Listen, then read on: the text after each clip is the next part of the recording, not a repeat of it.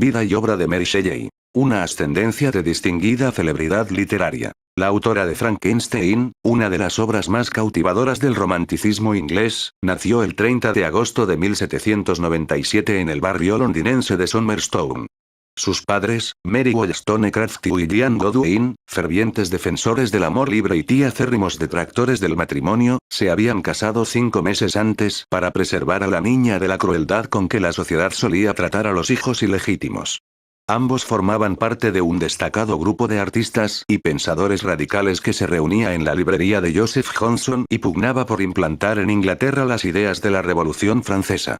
En ese agitado ambiente intelectual nació y creció Mary Shelley, por lo que no es de extrañar que el pensamiento y la obra de unos padres de tan distinguida celebridad literaria, en palabras de Mary, influyeran decisivamente en su personalidad y su carrera literaria. De todos los panfletos publicados por los componentes del círculo de Johnson, ninguno tuvo mayor repercusión que la obra de William Godwin, Investigación acerca de la justicia política, 1793. En este polémico ensayo el padre de nuestra autora defendía que, en cuanto la mente humana se liberara de supersticiones, pasiones y costumbres ancestrales, surgiría un hombre libre y racional que llevaría a cabo acciones virtuosas que redundarían en su propio beneficio y en el de la sociedad. El ser humano, cada vez más sabio y más perfecto, acabaría por vencer las enfermedades y el envejecimiento hasta alcanzar la inmortalidad.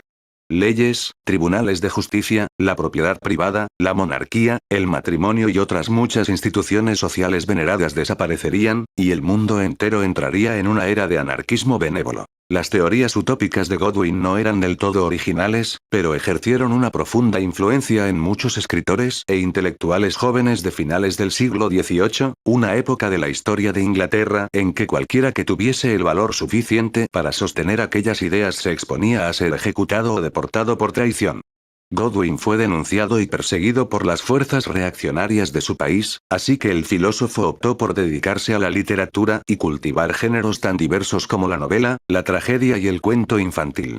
Sin embargo, su fama la debió a obras filosóficas e históricas que se centran en asuntos tan diversos como la mitología griega, las teorías económicas de Malthus o la Commonwealth británica del siglo XVII. También Mary Wollstonecraft había alcanzado notoriedad en la escena literaria.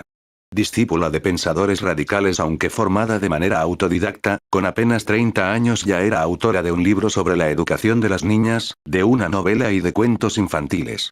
No obstante, la obra por la que se la recuerda es Vindicación de los Derechos de la Mujer, 1792, un ensayo pionero del feminismo que fue recibido con ciertas reticencias en su día y claramente desaprobado por las feministas de finales del siglo XIX. Sus argumentos en favor de la emancipación económica y política de la mujer fueron puestos en solfa por muchas personas que vieron en la agitada vida de Wollstonecraft y en sus desengaños amorosos un ejemplo vivo de a dónde podía conducir la liberación sexual de la mujer. Exiliada en la Francia revolucionaria, Mary conoció a un aventurero y escritor radical norteamericano, Gilbert Imlay, del que se enamoró perdidamente y con el que tuvo a su hija Fanny. Pero apenas nacida la niña, Imlay abandonó a Mary y ésta intentó suicidarse sin éxito en 2 ocasiones. Sin embargo, su vida dio un vuelco cuando conoció al adusto pensador William Godwin, quien había quedado literalmente seducido por un romántico libro epistolar de Mary. Tras unos meses de relaciones, la escritora feminista creyó haber encontrado en el prestigioso filósofo la verdadera felicidad, que para ella consistía en la amistad e intimidad, que nace entre 2 seres iguales. Pero esa felicidad apenas duró un año, pues Mary falleció 11 días después de dar a luz a la niña que años más tarde escribiría Frankenstein. Durante el parto no pudo expulsar la placenta y, en una época en que se desconocía la importancia de la asepsia, la voluntariosa intervención del médico no consiguió otra cosa que agudizar la infección de la que finalmente falleció la madre de nuestra autora. En consecuencia, Godwin se vio obligado a criar a su hija recién nacida y a Fanny Imlay, que apenas tenía 3 años. Pero como el filósofo se consideraba del todo incapaz de educar a mis hijas, muy pronto se puso a buscar una madrastra para las niñas. Y, tras haber sido rechazado en 3 ocasiones, en 1801 se casó por fin con su vecina Mary Jane Clairmont, una supuesta viuda que aportó al matrimonio 2 hijos de corta edad, Charles y Clara Mary Jane. Según parece, la señora Clairmont se presentó al escritor con las siguientes palabras: ¿es posible que esté contemplando al inmortal Godwin? La pareja tuvo un hijo, William, y en 1807 se trasladó a una vivienda más espaciosa de la calle Skinner, donde Godwin a duras penas podía ganarse la vida escribiendo libros y publicando literatura infantil. Infancia y adolescencia. Mary Godwin fue una niña solitaria, soñadora y muy aficionada a la lectura. Compartió su infancia con 4 hermanos de diferentes padres, una situación que debió de resultar caótica. Aferrada al recuerdo de Mary Wollstonecraft, de cuya muerte probablemente se sentía culpable, halló una mala sustituta para ella en su madrastra, a quien el escritor Charles Lamb describió como una mujer condenadamente desagradable y otro asiduo de la casa familiar calificó de pústula de vanidad. El fallecimiento de su primera esposa también había causado a Godwin un dolor inmenso que le hizo perder la confianza en sí mismo y el poder de su imaginación. En su desafortunada biografía de Mary Wollstonecraft, Godwin confesó que su esposa le había aportado, como si de una dote se tratase, una percepción intuitiva de la belleza del intelecto. Y la luz que me aportó durante un breve periodo se ha extinguido para siempre. Su hija admitiría muchos años después que, aunque ella siempre había cultivado un apego excesivo y romántico a mi padre, se sentía intimidada por su actitud distante y por su fría y tácita desaprobación cuando ella le interrumpía en su trabajo. Privada del afecto familiar de que tanto estaba necesitada, Mary se refugiaba en la lectura y se dedicaba a garabatear y a soñar despierta. Las continuas desavenencias entre Mary y su madrastra obligaron a Godwin a tomar la determinación de enviar a su hija a casa de William Baxter, un amigo y admirador que residía en Dundee, Escocia. En casa de aquel rico comerciante escocés y en compañía de sus hijos Isabel y Christie, Mary vivió tiempos felices entre 1812 y 1814. Este primer contacto con la tranquila vida de la burguesía suponía un saludable contrapunto al torbellino bohemio del círculo intelectual del padre, y durante muchos años esa sería su única experiencia de una vida ordenada. En Frankenstein, Mary pinta con trazos muy elogiosos a las familias del protagonista, de Clerval y de Delancey, que son un reflejo de la de los Baxter.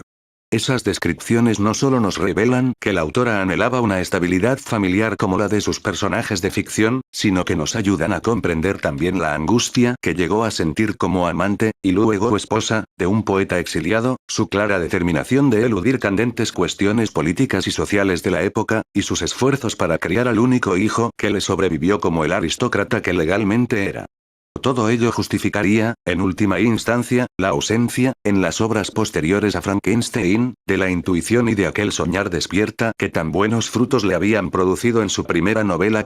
El descubrimiento del amor. Al regresar al domicilio paterno en 1814, Mary conoció a Percy Bysshe Shelley, un brillante poeta romántico de 19 años, casado y recién expulsado de la Universidad de Oxford, que desde 1812 formaba parte del círculo intelectual de Godwin. Prácticamente olvidado por sus contemporáneos y ya envejecido, Godwin acogió a su ferviente admirador en calidad de discípulo y, según decía el propio Shelley en su carta de presentación, de heredero de una renta anual de 6.000 libras.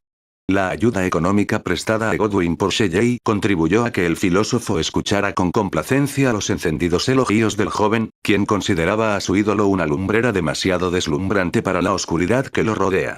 La amistad entre maestro y discípulo creció durante los 2 años siguientes, una época en que Shelley se fue distanciando progresivamente de su familia al tiempo que, en sus escritos, denunciaba que los privilegios de que gozaba la buena sociedad se sustentaban sobre la hipocresía y la violencia institucional.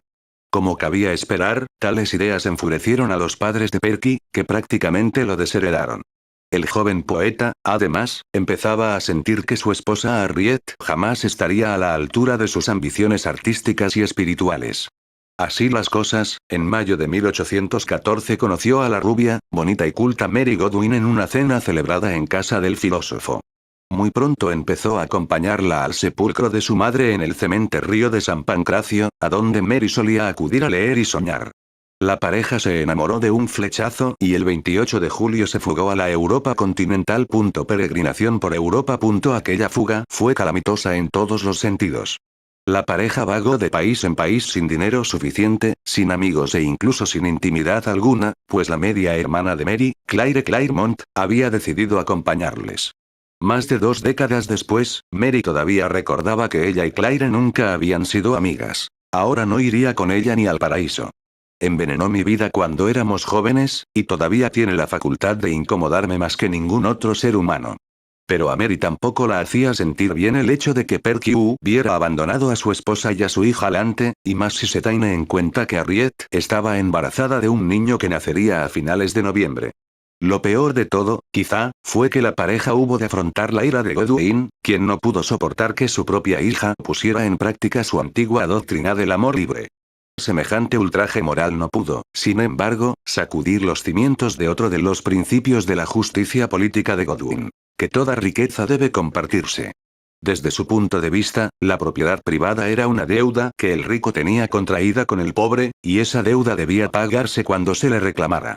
De manera que, durante los 8 años que le quedaban de vida a Shelley, el filósofo no cesó de reclamar y recibir dinero de aquel discípulo al que nunca perdonaría su ofensa. Agotados y sin un céntimo, los amantes, acompañados de Claire, regresaron a Londres a finales de aquel verano y alquilaron una vivienda a la que Shelley, para esquivar a sus acreedores, solo acudía a escondidas. Durante el otoño y el invierno se vieron a menudo con Thomas Jefferson Ogg, que había sido el mejor amigo de Shelley en Oxford y su colaborador en La necesidad del ateísmo, el panfleto por el que ambos habían sido expulsados de la universidad. A primeros de año Mary mantuvo una relación sentimental con Ogg, con el beneplácito de Shelley. La relación no fue de carácter sexual, y se ajustaba a un patrón establecido por Perky que se repetiría al menos en 2 ocasiones más. Shelley ya había propiciado una relación semejante entre Ogg y Harriet en 1811, aunque el propósito egoísta de Ogg de llevar la relación a otro terreno le había escandalizado. La hermana de Harriet, Eliza, y la maestra Elizabeth Titchener también habían compartido el hogar de los Shelley y habían mantenido con ellos una relación del mismo tenor. Y como este tipo de relaciones era lo que Shelley deseaba, nada tiene de extraño que, tras fugarse con Mary, Perky invitara ingenuamente a su esposa Harriet a que se reuniera con ellos en Francia. Shelley basaba esas relaciones amorosas en las ideas de Platón y Dante, y, desde el primer momento, Mary aceptó esos principios de Perky. Pero tantos devaneos sentimentales acaban por amargarla profundamente y helar un temperamento que siempre había sido frío. La primera hija de Mary nació prematuramente en febrero de 1815 y murió 2 semanas después. En agosto la pareja se mudó a Bishopsgate, en Windsor, donde nació su hijo William en enero del año siguiente.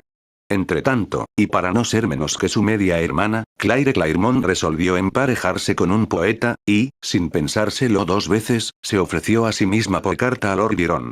El veleidoso escritor inglés, deprimido por el fracaso de su matrimonio y por el consiguiente escándalo social, cedió a la relación que se le proponía, dejó embarazada a Claire, y en abril abandonó Inglaterra para siempre.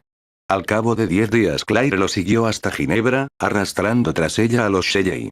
Para escapar a la curiosidad de otros turistas ingleses, que los vigilaban con catalejos y explicaban a sus allegados que el grupo organizaba orgías, Lord Byron y los Shelley se mudaron respectivamente a la Villa Diorati y a la Maison Chapuis, que se encontraban a orillas del lago Le Man y a pocos minutos una de otra. Fue allí donde surgió Frankenstein, y en donde se ambienta una parte de la novela, el concurso literario. 15 años después Mary Shelley rememoraría los acontecimientos de aquel húmedo y riguroso verano y de la noche desapacible en que, tras leer unos relatos de fantasmas, Lord Byron propuso a William Polidori y a los Shelley que cada uno de ellos escribiera un relato de ese género.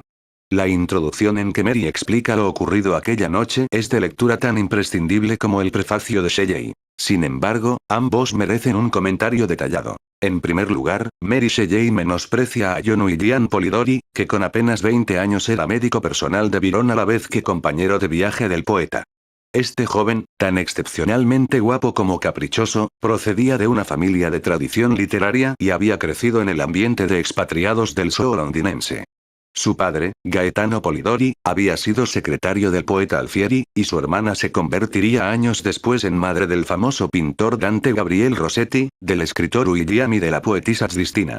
Sus pretensiones literarias, sus celos de Shelley y de Byron, así como la costumbre de morderse las uñas, fueron constante motivo de conflicto durante aquel verano de 1816.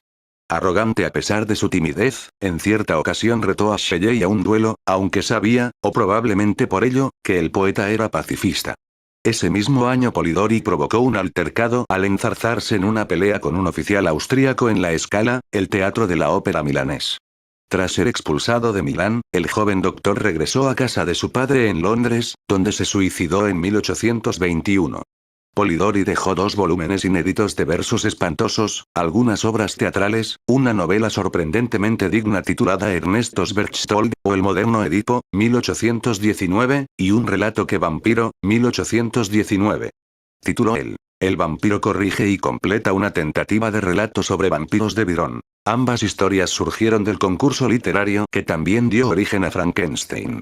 El relato anónimo de Polidori fue atribuido durante algún tiempo a Byron, a pesar de que negara ser su autor aduciendo que personalmente me desagradan los vampiros, y lo poco que sé de ellos jamás me induciría a divulgar sus secretos. Movidos por la notoriedad de Byron, Carmouche, Nodir y Jouffroy hicieron una adaptación teatral del vampiro y convirtieron la obra en un gran éxito durante la temporada de 1820 en París y Londres.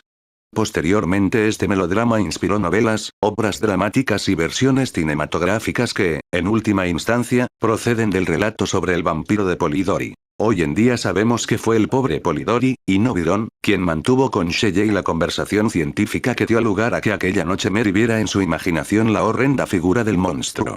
Lo más probable es que Byron propusiera la idea del concurso la noche del 16 de junio, ya que el 17 de junio Polidori escribió en su diario que todos han empezado la historia de fantasmas menos yo.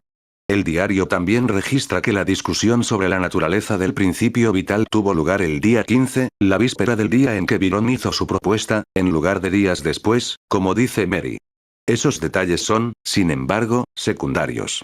Mayor importancia tiene la falsa pretensión de Mary de que, pese a reconocer que Shelley la incitó a escribir Frankenstein y que fue él quien redactó el prefacio a la primera edición, no debo a mi esposo la sugerencia de una sola idea, ni siquiera de un sentimiento. En primer lugar, las metáforas que Shelley acuñó para el monstruoso poder que aquel mes de julio percibió en el Mont Blanc, durante su visita a Chamonix y al glaciar Montalbert con Mary y Claire, vieron la luz en el capítulo X de Frankenstein, al igual que en su propio poema filosófico Mont Blanc. Pero Shelley, además, revisó a fondo el manuscrito de su esposa. No solo corrigió sus habituales errores sintácticos, su ortografía y su redacción, sino que los fragmentos conservados del manuscrito contienen multitud de sugerencias para mejorar la narración, interpolaciones que se extienden durante varias frases y revisiones finales de las últimas páginas. Entre las muchas aportaciones de Shelley a la novela está la sugerencia de que Frankenstein viajara a Inglaterra con el objeto de crear una pareja femenina para el monstruo.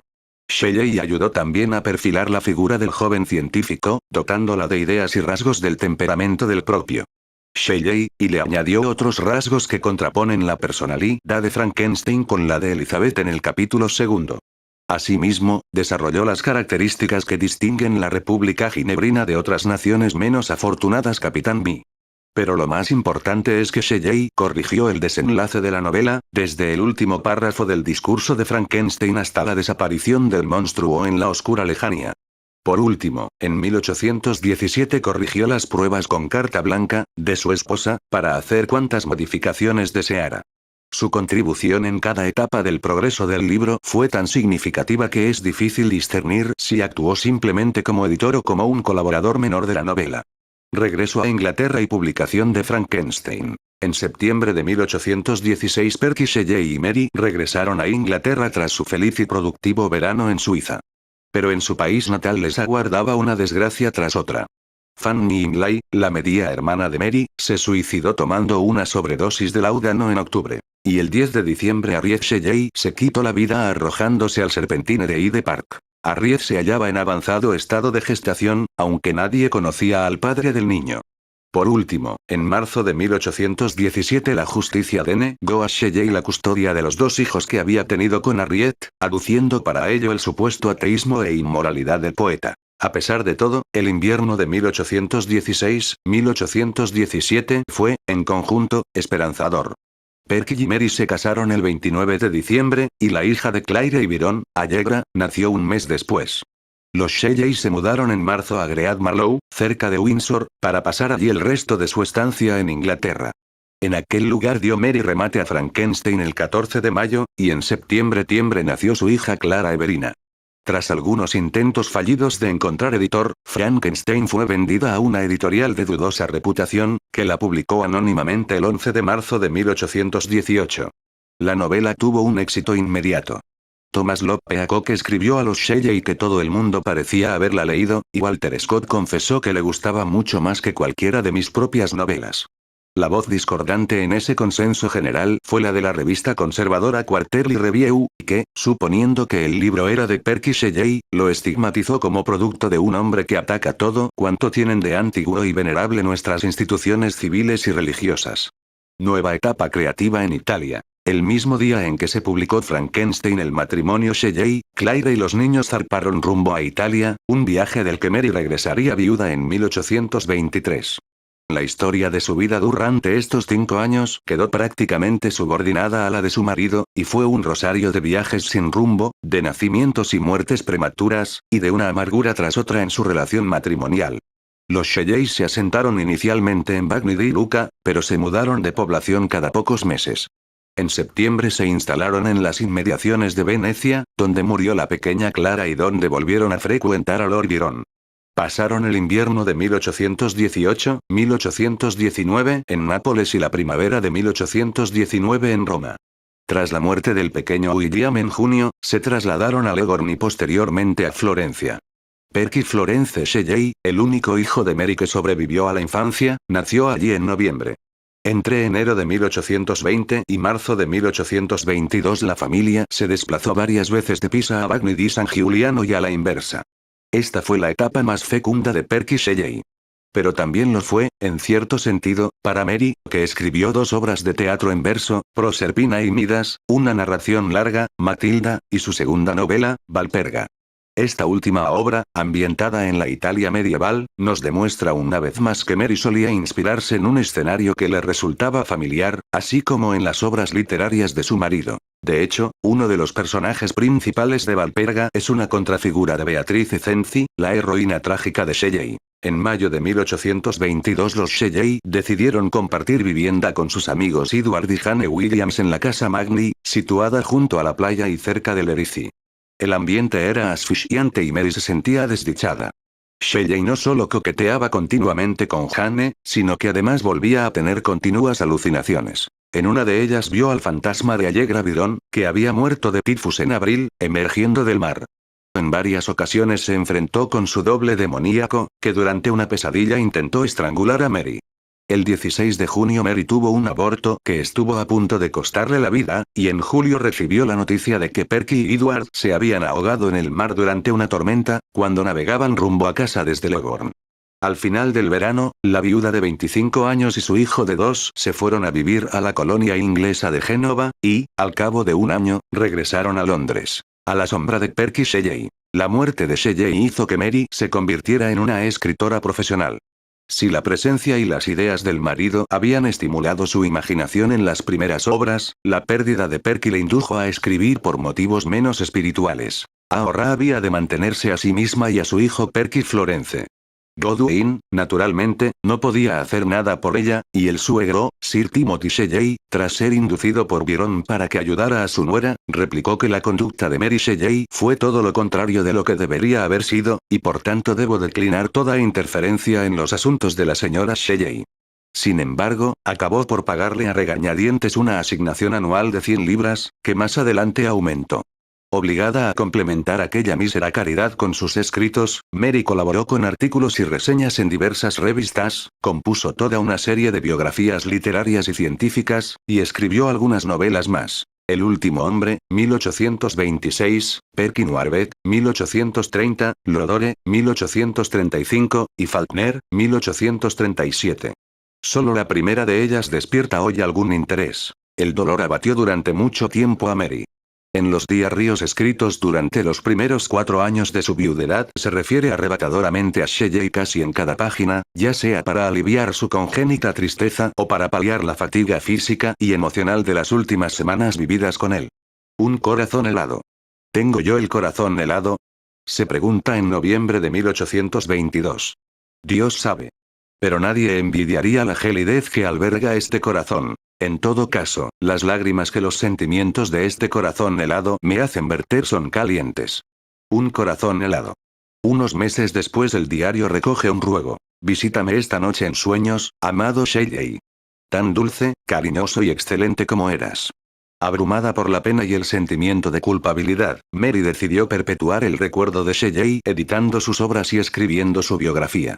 En 1824 publicó sus poemas y póstumos, pero no tardó en retirar la edición cuando Sir Timothy, tras amenazarla con retirarle su asignación, le hizo prometer que el nombre de su hijo no aparecería en letra impresa mientras él estuviera vivo, aunque en 1838 se ablandó un poco y transigió en que se preparase una edición anotada de sus poesías.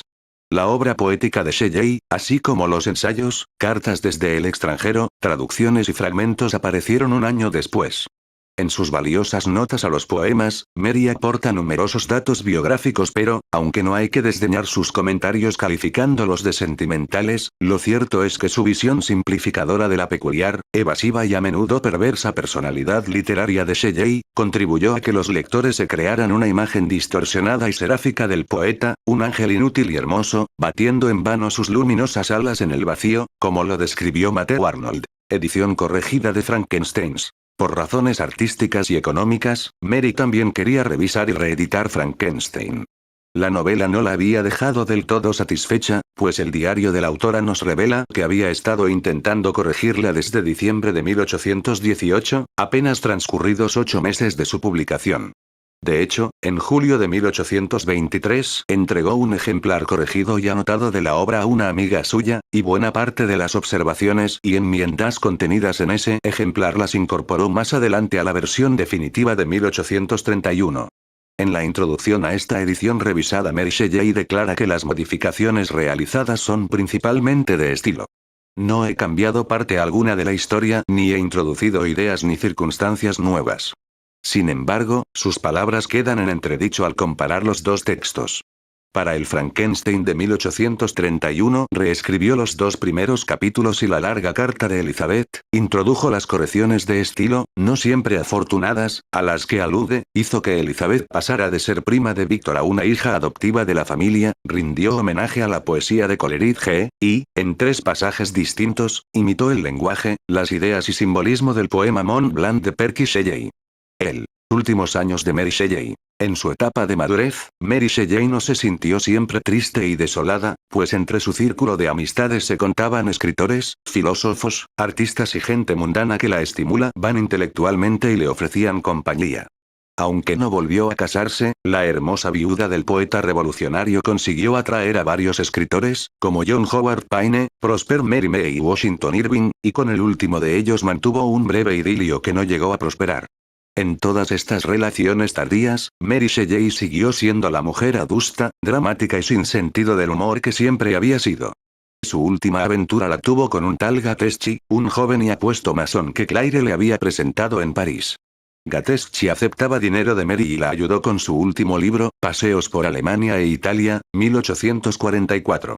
Al año siguiente de publicarse el libro, Gatteschi intentó chantajearla. Pero Mary, a través de un intermediario, sobornó a la policía de París para que requisara todos sus papeles a Gatteschi, y de esa manera pudo recuperar las cartas comprometedoras que ella le había enviado. El único hijo que le había sobrevivido, Percy Florence Shelley, un niño gordo y flemático, se convirtió inesperadamente en heredero de la baronía familiar cuando Charles, su medio hermano mayor e hijo de Harriet Shelley, murió en 1826. Para que estuviera a la altura del título que había de heredar, Mary lo educó en Harrow y Cambridge. Según su propia madre, Percy no tenía vicio alguno y carecía por completo de voluntaria ambición. Cuando lo llevaba consigo a las reuniones sociales, ponía una cara de estúpido que echaba para atrás. En 1840, y de nuevo en 1842 y 1843, lo llevé al extranjero, pero no le sirvió de nada. En 1844 murió finalmente el abuelo, Sir Timothy, y en 1848 Sir Percy Florence Shelley fue inducido a casarse con la tranquila y hogareña Jane St. John, una viuda devota de la poesía de Percy Shelley que, según su suegra, era la criatura más dulce que he conocido, tan afectuosa, tan delicada, tan amable. Pero el matrimonio no tuvo descendencia. Mary Shelley murió el 1 de febrero de 1851 y fue enterrada en el cementerio de la iglesia de San Pedro, en Bournemouth, entre los cuerpos de William Godwin y Mary Wollstonecraft, que Percy Florence había hecho trasladar hasta allí desde el espantoso cementerio de la iglesia de San Pancracio. Cuando en 1889 enterraron a Perky con su madre, en el ataúd depositaron también el corazón del padre. Muchos años atrás, habían conseguido rescatarlo de la pira funeraria en que ardieron sus restos y, según la leyenda familiar, Mary lo había conservado con ella durante todos aquellos años, comprimido entre las hojas de uno de sus tomos de poesía. Frankenstein. Influencia de la novela gótica. La incuestionable complejidad de Frankenstein se pone de relieve en cuanto se intenta clasificar la novela. Esta dificultad procede del rico eclecticismo de su autora y de ciertas inconsistencias estilísticas que son, quizá, la inevitable consecuencia de dicho eclecticismo. Esa diversidad de influencias ha motivado que muchos lectores hayan distorsionado el sentido del libro al adscribirlo a la novela gótica tardía o al catalogarlo como una obra pionera de la ciencia ficción. La moda de la novela gótica, conocida también como novela de terror o de fantasmas, surgió en Inglaterra a raíz de la publicación en 1764 de El Castillo de Otranto, de Horace Walpole, y alcanzó su auge 30 años después con obras como Los misterios de Udolfo, 1794, y El italiano, 1797, de Anne Radcliffe, y El monje, 1796, de Matthew G. Lewis. No hay duda alguna de que tanto a Mary como a Percy Shelley les gustaba este género, pues Mary había leído las novelas mencionadas, el propio Percy había escrito 2 relatos góticos, y M. G. Lewis era amigo de la pareja. Resulta fácil detectar en Frankenstein algunos rasgos de este género, como el recurso a la magia, el misterio y el terror. Pero quizá el influjo más notable sea la asociación morbosa de la lascivia con la destrucción y la muerte. El lector nunca sabe si los siniestros y atractivos maleantes de Radcliffe preferirían violar a sus heroínas o asesinarlas. Del mismo modo, Frankenstein piensa que puede reafirmar la fuerza vital transfiriéndola a los fragmentos cosidos de diversos cadáveres. Pero el engendro repulsivo que crea es un personaje de pesadilla, cuya horrible apariencia externa no es sino un reflejo material y tangible de la insana curiosidad científica que mueve a Frankenstein a realizar su experimento. Es simbólicamente pertinente que la monstruosa criatura se proponga impedir que su creador procree de modo natural, y que para ello decida estar presente en la noche de bodas de Frankenstein y acabar con la vida de su novia. Esa faceta destructiva de la sexualidad no es solo característica del género gótico, pues la encontramos también en las tragedias de Lord Byron y en las novelas del Marqués de Sade. Los novelistas del género gótico escribían para un sector de la clase media, predominantemente femenino, cuya cultura apenas superaba la mera alfabetización. Aquellos autores explotaban los prejuicios de este público contra los países católicos del sur de Europa, donde habían prosperado personajes tan temidos como el escritor Maquiavelo, los papas Borgia y el rey español Felipe II, y a quienes atribuían respectivamente el origen de la astucia política, la corrupción religiosa y la amenaza de invasión de la armada. De aquellos países provenía, en suma, la fuente de toda perversidad. Pero Mary Shelley invirtió estos papeles. Los lascivos y traicioneros italianos y españoles de Radcliffe y Lewis ceden su lugar en la novela de Shelley a la novia de Frankenstein, Elizabeth Lavenza. La Italia de la que procede Elizabeth se identifica en la obra con los sentimientos y la calidez humana, y es además el destino del frustrado viaje de novios del protagonista. En contrapartida, los viajes hacia el norte de Walton y Frankenstein, personajes que se consideran a sí mismos racionalistas, son viajes hacia el frío, la oscuridad y el engaño, aunque cada viajero confíe, a su modo, en descubrir allí la luz y el secreto más profundo de la vida. Por otra parte, el interés de Frankenstein por el ocultismo y por los poderes casi mágicos que le proporciona el estudio de la química se asemejan a las alianzas diabólicas establecidas por algunos maleantes de la novela gótica y a la energía adquirida por otros a través de prácticas rituales de la Iglesia católica. Así, mientras que Ambrosio y Schedoni, personajes respectivos de Lewis y Radcliffe, se ordenan sacerdotes, Frankenstein se matricula en la Universidad de Ingolstadt, uno de los principales focos de los iluministas. Tanto las novelas de Lewis y Radcliffe como la de Shelley tienen asimismo elementos en común con la leyenda de Fausto, cuyo protagonista, aficionado al ocultismo, posee todo tipo de conocimientos que van de la medicina a la teología. Pero quizá donde mejor percibimos la deuda de Frankenstein con el género gótico es en el poema de Robert Southey y Cornelius Agrippa. En esta obra de humor negro un joven ansioso de conocimiento cae en la tentación de leer un libro que Agrippa ha dejado sobre la mesa de su estudio, y, nada más comenzar la lectura, se le aparece el diablo y le arranca el corazón. Esa es la consecuencia, según reza la moraleja del poema, de dejarse llevar por las enseñanzas del libro de un brujo. Y es que, en el género gótico, todo aquel que infringe gravemente las normas recibe un severo castigo y está destinado a la condenación eterna. Quizá por eso, la lectura de obras de algunos alquimistas y la ambición desmedida de Víctor Frankenstein acarrean la muerte de sus seres más queridos y acaban por provocar su propia muerte. El realismo de Frankenstein. Frankenstein toma como fuente de inspiración a la novela gótica, pero se distancia de ella y supera a su modelo. El término gótico nos remite a una época y a un lugar remotos y exóticos. La época en que transcurren las novelas góticas es, en la mayoría de los casos, vagamente medieval y nada convincente, mientras que la ambientación resulta muy artificiosa y escasamente realista. En cambio, las descripciones paisajísticas de Mary Shelley son el resultado de la observación personal en sus viajes por Suiza, Italia y Escocia. La escenografía es clara y concreta, sea cual sea su sentido metafórico, y destaca por su realismo. Mary Shelley no solo aplica técnicas realistas a la descripción de paisajes, sino a la recreación del contexto social. El centro neurálgico de la centrífuga acción de la novela es la República de Ginebra durante la década de la Revolución Francesa.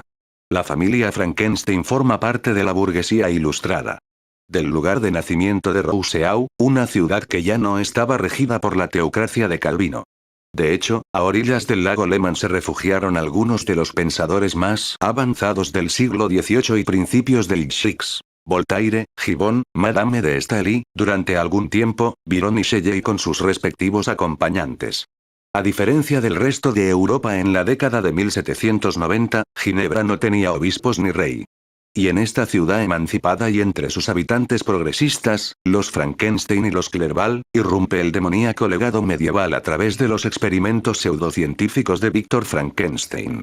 La inversión de la estrategia de las novelas góticas no podía ser más completa. Pionera de la ciencia ficción, Mary Shelley compartía la fascinación de su marido por la ciencia y, en particular, por la química, el magnetismo y la electricidad.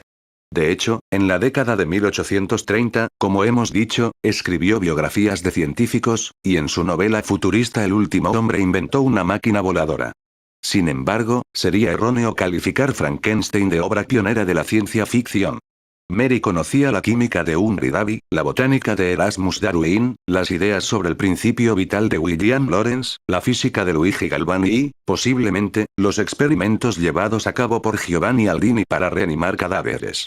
Pero las teorías de esos científicos no ocupan un papel relevante en la novela porque Mary Shelley no se propuso fundamentar científicamente el experimento de Frankenstein, sino censurar los extremos a que conduce la delirante ambición del personaje. Por ello la ciencia y la química de que se vale Frankenstein están del todo superadas en su época y basadas en la magia y la alquimia de Agripa y Paracelso.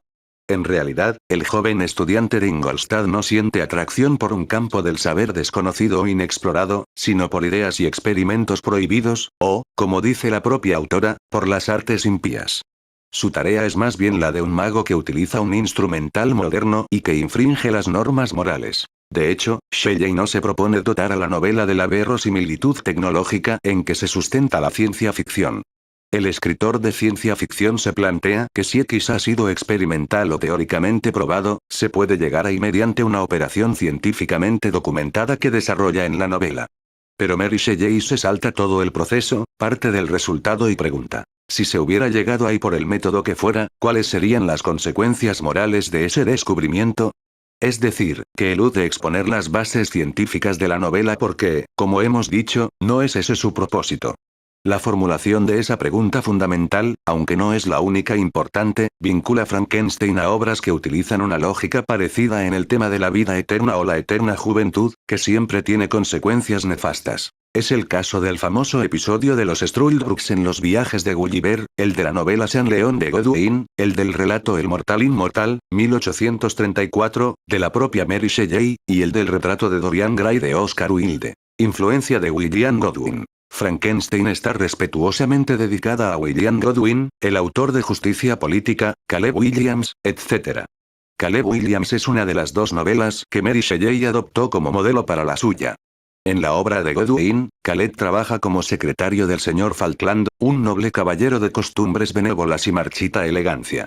Como Caleb personifica el auténtico diablo de la curiosidad, no puede resistirse a hurgar en el pasado de su señor, y un buen día descubre en un arcón documentos que prueban que Falkland es un asesino. Pero Falkland lo sorprende infraganti y, aunque lo obliga a guardar el secreto, consigue que la justicia lo encarcele bajo la falsa acusación de robo. Transcurrido un tiempo, Caleb se fuga de la cárcel, y Falkland lo persigue y lo acosa por toda Inglaterra. Tanto la estructura narrativa de la obra, determinada por la huida y la persecución mutuas, como la psicología de los personajes tienen tal grado de ambigüedad que resulta difícil determinar quién es el cazador y quién la presa, quién el criminal y quién el vengador. Y, al igual que les sucede a Frankenstein y a su criatura, cuando se cruzan chocan entre sí y se produce el enfrentamiento. El paralelismo entre ambas parejas de personajes lo advirtió ya el propio Shelley en la reseña que hizo de la novela de su esposa. El encuentro y la disputa entre Frankenstein y su criatura en el glaciar Montanvert se parece al enfrentamiento que protagonizan Caleb Williams y Falkland. Nos recuerda incluso algo del estilo y la personalidad del admirable escritor al que la autora dedica su novela y cuyas obras parece haber estudiado. Al final de la obra de Godwin, Caleb se revuelve contra su perseguidor y lo ataca, y Falkland cae gravemente herido, confiesa su culpabilidad en público y muere. Pero el fallecimiento del señor deja a su exonerada víctima con un paradójico sentimiento de desolación y de culpa. De modo parecido, Frankenstein persigue hasta la extenuación al monstruo, quien, al morir su despiadado creador, siente remordimientos por los crímenes que ha cometido, así como por la desgracia que ha traído a Frankenstein, con lo que queda sumido en la miseria y ansiando la muerte. La otra obra que le sirvió de modelo a Mary Shelley fue la segunda novela de Godwin, San León, 1799. En ella, un intelectual egocéntrico cambia su felicidad familiar y su amor a la esposa por el saber científico, el éxito y el poder. El personaje trabaja con la mira puesta en el beneficio de la humanidad, pero solo consigue provocar la infelicidad y la muerte de los suyos. Es, casi punto por punto, lo que le sucede al joven Víctor en la novela de Shelley. No es de extrañar que, en su reseña de Frankenstein, Walter Scott escribiera que el autor de San León, asumiendo la posibilidad de la transmutación de los metales y la existencia del elixir de la vida, deduce, a lo largo de la narración, las consecuencias que la posesión de semejantes secretos podrían tener en el destino y la salud mental de quien pueda disfrutar de ellos. Frankenstein es una novela escrita sobre los mismos parámetros que San León, y así lo evidencian, en efecto, las reflexiones del protagonista en el capítulo segundo de la novela. Pero sin duda fue Caleb Williams la obra de Godwin que dejó una huella más profunda en Frankenstein. Caleb Williams ha sido a menudo calificada de novela doctrinaria por su descripción de los horrores patibularios, las injusticias del sistema judicial y la tiranía del sistema de clases. La obra demuestra que, bajo la superficie plácida de una vida rural dominada por la nobleza y por valores como el honor, late el descontento de una sociedad injusta. También en Frankenstein advertimos una crítica semejante de las instituciones sociales. El monstruo oye hablar a los de la fe y de la división de la propiedad, de inmensas riquezas y de la pobreza mísera, del rango social, de la estirpe y de la nobleza de la sangre, y reflexiona sobre una sociedad que permite tales desigualdades e injusticias. La religión, las riquezas del padre de Safie, por otra parte, son la causa de la injusta condena del turco, y los esfuerzos de Félix por ayudarlo provocan que Delace y Agatha acaben en la cárcel. Peor suerte corre Justine cuando es obligada por un sacerdote a confesar su culpabilidad de un crimen que no ha cometido. Así pues, las críticas a toda forma de injusticia forman parte sustancial de Frankenstein y tienen su origen en la obra de William Godwin. Pero, al igual que Frankenstein y San León, Caleb Williams es mucho más que una obra de denuncia social, pues no carece de profundidad filosófica y psicológica. En las tres novelas la pregunta ontológica, ¿cómo son las cosas? Y la epistemológica, ¿cómo saber si las cosas son como aparentan?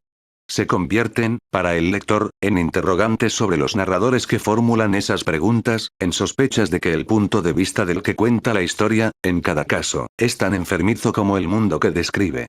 Ningún componente de la realidad, ni el sujeto que la percibe ni el objeto percibido, está incontaminado, de manera que resulta imposible conocer la verdad o establecer un marco moral claro. Cuando Walton rescata a Frankenstein de un témpano, dice de él que tiene una expresión exaltada, como de locura, pero elogia su infalible poder de discernimiento, su penetración en las causas de las cosas, su facilidad de expresión. Al final de la novela, Frankenstein previene a Walton sobre lo elocuente y persuasivo que es el horrible monstruo. Así pues, ¿a quién hemos de creer? ¿A un loco perspicaz con facilidad de expresión, o a una figura horrenda, elocuente y persuasiva? La historia que narra Frankenstein está condicionada por las experiencias traumáticas que ha vivido, pero su actuación provoca en el lector una reacción ambivalente. Admiramos los ideales y el tesón del joven científico, pero cuestionamos su objetivo, deploramos que abandone a su criatura, nos sentimos desconcertados por su incomprensible desatención de la familia y lamentamos la suerte que corre en el desenlace de la obra. También el relato del monstruo está determinado por su cruda experiencia vital, por lo que el lector tiende a simpatizar con un personaje al que considera una víctima de su creador y de la sociedad que lo maltrata. Sin embargo, censuramos los crímenes que comete, por más que una sensibilidad moderna los comprenda. Como toda la información nos llega a través de los personajes implicados, que son harto complejos y problemáticos, resulta difícil saber dónde está la verdad o qué partido tomar.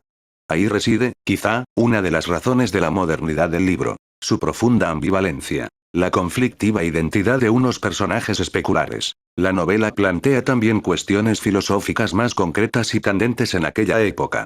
Al igual que Rousseau y Godwin, Mary Shelley destaca el papel decisivo que adquiere la educación en la liberación o el sometimiento de la personalidad, tal y como lo apreciamos en la formación de la criatura de Frankenstein.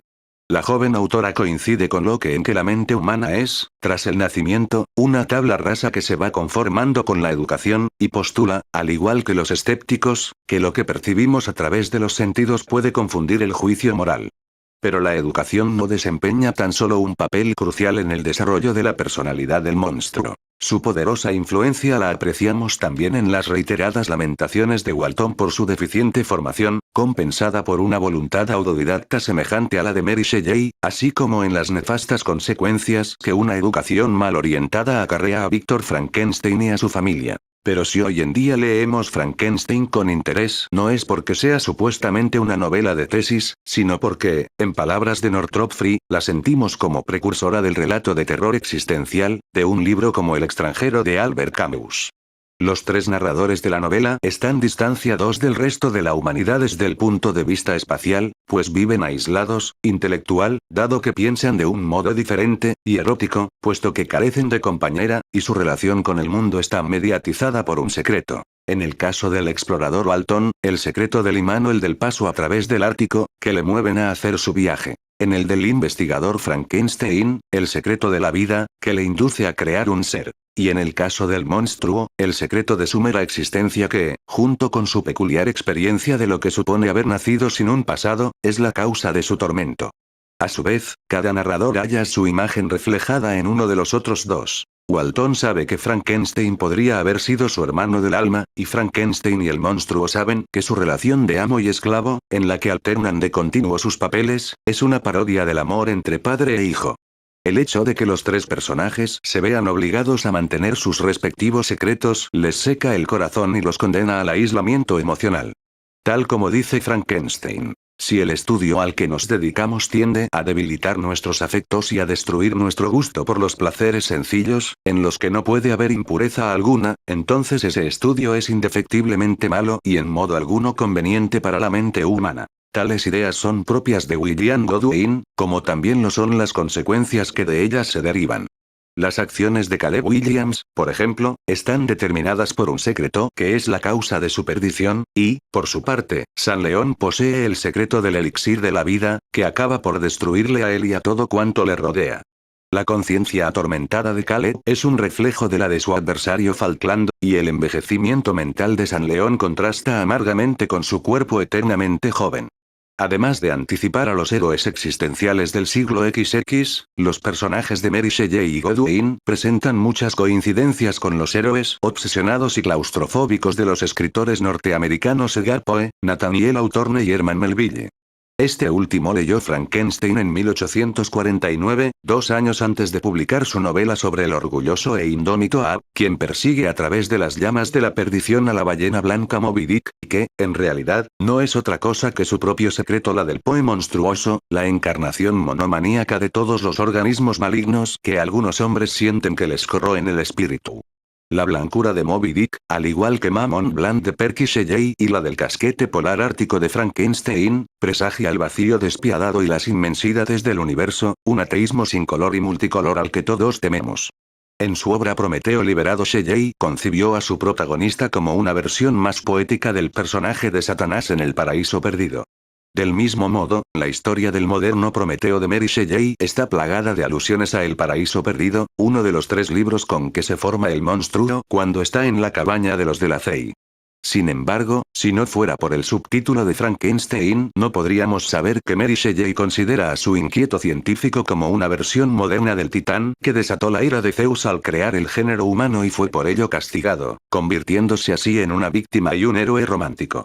Ahora bien, la novela presenta más bien un marco cristiano que mitológico, como lo evidencian los versos de Milton transcritos en la página titular y en los que Adán lanza una acusación al Dios Padre. ¿Acaso te pedí, Creador, que convirtieras en hombre el barro del que provengo? ¿Te induje a que me sacaras de la oscuridad?